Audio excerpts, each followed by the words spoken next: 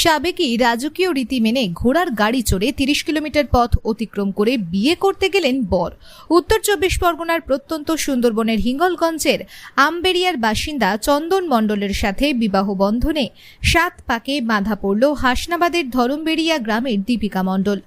বর্তমান আধুনিক যানবাহনের যুগে এসেও সাবেকি রীতি রেওয়াজ মেনে রাজকীয় কায়দায় ঠিক যেভাবে আগেকার দিনের রাজপুত্ররা বিয়ে করতে যেতেন, সেই ঘোড়ার গাড়ি চেপে ঠিক সেইভাবে সুন্দরবনের হিঙ্গলগঞ্জের আমবেড়িয়ার বাসিন্দা চন্দন মণ্ডল ঘোড়ার গাড়ি চেপে ৩০ কিলোমিটার পথ অতিক্রম করে হাসনাবাদ থানার অন্তর্গত ধরমবেড়িয়াতে বিয়ে করতে গেলেন।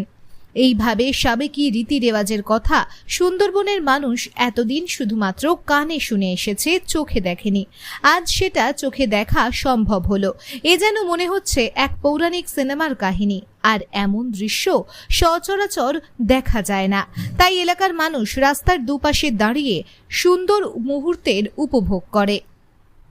এটা একটা নূতনত্ব জিনিস, এটা মানুষের কাছে আকর্ষণ।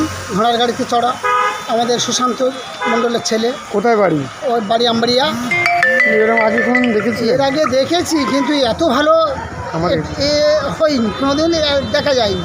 কিন্তু এত সুন্দর গ্রামের মানুষ, মায়েরা বা সবাই একত্র হয়ে সবাই দলে দলে এসে যে কী একটা জিনিস আমাদের নূতনত্ব দেখলাম ঘোড়ার গাড়ি চড়ে। এটা একটা বিশাল সুন্দর দেখার মতন জিনিস। এটা একটা খুবই উন্নত ধরনের। আপনার নাম কি? আমার নাম মহিতোষ পাই। আমাদের সাথে থাকুন এবং দেখতে থাকুন নিউজ প্রাইম টাইমস, আপনাদের সাথে আপনাদের পাশে।